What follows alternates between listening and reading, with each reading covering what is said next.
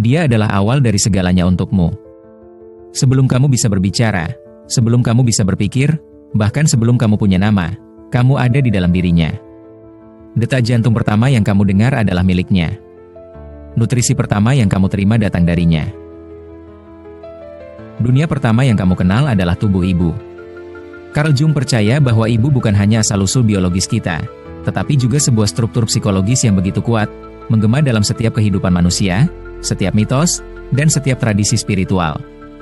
Ia menyebutnya arketipe ibu. Ini bukan tentang ibu pribadimu, meskipun pengalamanmu dengannya tetap penting. Arketipe ini lebih dalam lagi. Ini adalah gambaran purba dalam alam bawah sadar kolektif kita. Ia melambangkan sumber kehidupan yang memberi makan, perlindungan, dan cinta, serta kekuatan alam yang dahsyat, takdir, dan bahkan kehancuran. Dengan kata lain, ibu adalah dewi sekaligus pemangsa. Jung mengamati bahwa dalam mitologi, ibu sering digambarkan dalam dua bentuk, sebagai perawan dan penyihir, bumi dan jurang, ratu dan monster. Dia adalah Isis dan Kali, Maria dan Lilith, Demeter dan Hecate. Kenapa? Karena kekuatan keibuan bukan hanya memberi kehidupan, tetapi juga bisa mengambilnya. Bukan hanya memberikan kenyamanan, tetapi juga menuntut. Bukan hanya merawat, tetapi juga memiliki kekuatan untuk menyesakan, menguasai, dan menghabiskan. Dalam esainya yang berjudul Aspek Psikologis dari Arketipe Ibu, Jung menggali tentang gambaran kuat ini dan bagaimana ia membentuk dunia batin kita, sadar atau tidak. Dia menulis, gambaran ibu bukan hanya sekadar gambaran ibu kita sendiri. Ini adalah jejak dari pengalaman universal menjadi seorang ibu, tentang ketergantungan, ketakutan, cinta, dan keinginan untuk kembali. Dalam video ini, kita akan menjelajahi arketipe ibu secara mendalam. Anda akan memahami mengapa ini adalah salah satu simbol psikologis paling kuat yang kita miliki. Kita akan mengupas sifat gandanya, pemberi kehidupan dan pembawa kematian, dan melihat bagaimana ia muncul dalam mitos, mimpi, agama, dan kehidupan sehari-hari. Karena, sadar atau tidak, kita semua masih berhubungan dengan sang ibu. Sampai kita memahami arketipe, kita mungkin akan salah mengira yang pribadi sebagai yang universal, atau terjebak dalam pola yang tidak kita pilih. Inilah awal dari melihat dengan jelas. Dari membebaskan diri. Dan dari menghormati misteri mendalam dari sosok yang pertama kali memelukmu, jiwa dan raga. Carl Jung memandang jiwa sebagai sebuah lanskap yang dibentuk oleh pola-pola universal, yang ia sebut sebagai arketipe. Ini bukanlah kenangan yang diwariskan, melainkan potensi bawaan untuk menciptakan gambaran dan makna. Dari semua arketipe, dia percaya bahwa ibu adalah yang paling kuat, paling instingtif, dan seringkali yang paling berbahaya. Mengapa demikian? Karena pengalaman dengan ibu dimulai sebelum kita sadar. Dia adalah kenyataan pertama yang kita temui. Tubuhnya adalah dunia kita. Suasana hatinya menjadi cuaca kita. Kehadirannya, atau ketidakhadirannya, terukir dalam sistem saraf kita, membentuk cara kita terikat, cara kita mencintai, bahkan cara kita memandang Tuhan. Namun, wawasan Jung melampaui ranah pribadi. Dalam esainya yang berjudul Aspek Psikologis dari Arketipe Ibu, dari 4 arketipe, ia menggambarkan ibu sebagai simbol dari ketidaksadaran itu sendiri. Ibu bukan sekadar pengasuh, dia adalah gerbang menuju yang tidak diketahui, sumber dari semua kehidupan psikis. Arketipe ini, menurut Jung, memiliki dua sisi, positif dan negatif. Simbol bulan purnama ibu yang positif. Di satu sisi, arketipe ibu melambangkan pemeliharaan, perlindungan, cinta tanpa syarat, kesuburan dan kreativitas, kebijaksanaan alam. Bumi itu sendiri.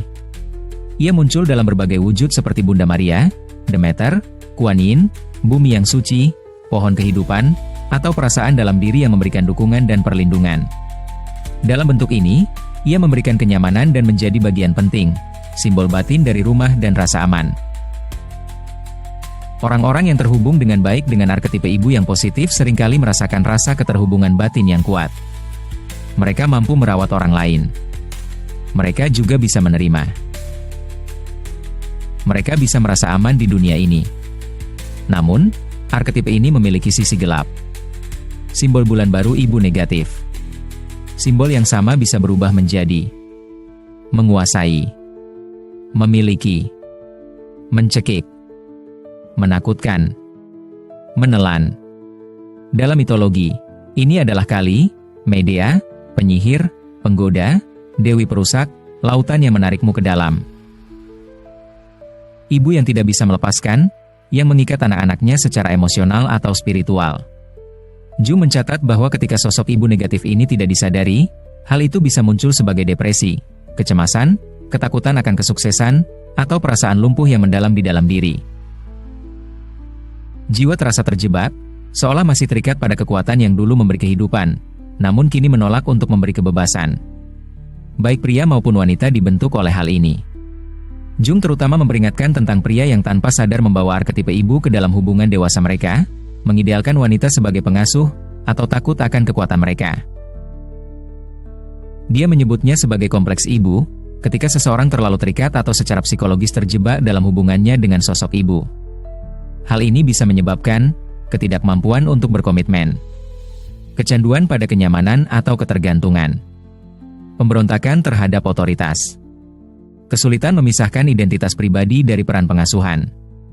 Namun, bagaimana cara menyembuhkan atau mengintegrasikan arketipe ibu ini? Jung tidak menyarankan untuk memutuskan hubungan dengannya. Dia melihat arketipe ini bukan sebagai masalah yang harus dipecahkan, tetapi sebagai kekuatan yang perlu dipahami. Integrasi dimulai dengan menyadari bahwa ibu pribadi Anda bukanlah arketipe tersebut. Dia adalah salah satu wujud dari itu, tetapi simbolnya jauh lebih tua, lebih dalam, dan dimiliki oleh seluruh umat manusia. Langkah berikutnya adalah membedakan bagian mana dari hubunganmu dengan ibu yang merupakan sejarah pribadi, bagian mana yang bersifat simbolis, pola apa yang dulu penting, tapi sekarang justru membatasi dirimu. Dalam mimpi, sosok ibu sering muncul saat kita mengalami perubahan besar. Ketika ego mulai memudar. Ketika diri yang baru sedang lahir, ia bisa muncul sebagai sosok yang penuh kasih sayang, atau sebagai sosok yang menuntut dan menguras. Jung mengajarkan pasiennya untuk tetap bersama dengan gambaran itu, merasakan energinya, dan berinteraksi dengannya, bukan menolaknya. Salah satu perubahan paling mendalam terjadi ketika seseorang menyadari bahwa sosok ibu dalam diri mereka tidak lagi berada di luar sana. Dia menjadi bagian dari diri kita, bukan lagi sebagai orang tua, kekasih, atau penyelamat, tetapi sebagai fungsi batin.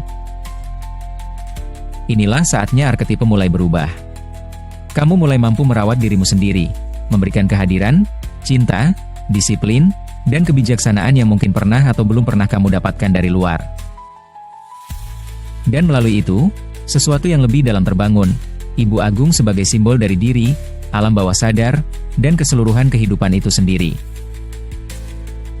Jung menulis, arketipe ibu bukan hanya simbol dari ibu pribadi. Ini juga merupakan matriks dari alam bawah sadar, sumber psikis tempat kesadaran baru lahir. Inilah mengapa begitu banyak tradisi spiritual berbicara tentang kembali ke ibu, gua, bumi, laut, rahim. Bukan untuk mundur, tetapi untuk memperbarui. Masuk ke dalam kegelapan, menyerahkan diri pada apa yang belum kamu pahami, dan terlahir kembali, bukan sebagai anak kecil, tetapi sebagai jiwa. Ibu bukan sekadar sosok. Dia adalah medan energi dalam jiwa manusia, kuno, sakral, menakutkan, dan sangat penting. Carl Jung memahami bahwa arketipe ibu membentuk kita bahkan sebelum kita mengenal bahasa. Dan jika kita tidak menyadarkannya, jika kita tidak membedakan simbolnya dari sejarah kita, kita berisiko terus terjebak dalam tarikan gravitasinya. Sebagian dari kita hidup seolah masih merindukan perlindungannya. Sementara yang lain berjuang melawannya dengan segenap tenaga. Namun, bagaimanapun juga, kita terikat. Integrasi dimulai saat kita menyadari, dia tidak berada di luar sana. Dia ada di dalam diri kita. Dan seperti semua arketipe, sosok ibu bukanlah satu hal saja. Dia adalah keduanya. Dia memberi kehidupan, dan menuntutnya kembali. Dia merawat, dan dia juga melahap. Dia adalah alam, waktu, takdir, tubuh, bumi, jiwa. Takut padanya berarti takut pada kelemahan kita sendiri. Memujanya berarti menolak otoritas kita sendiri.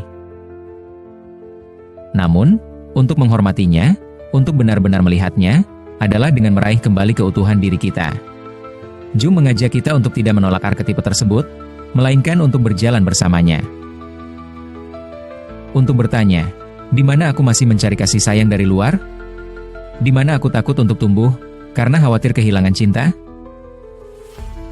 Di mana aku telah menginternalisasi sosok ibu yang gelap, memalukan, menghukum, menahan? Dan di mana saya bisa menjadi ibu bagi diri saya sendiri sekarang?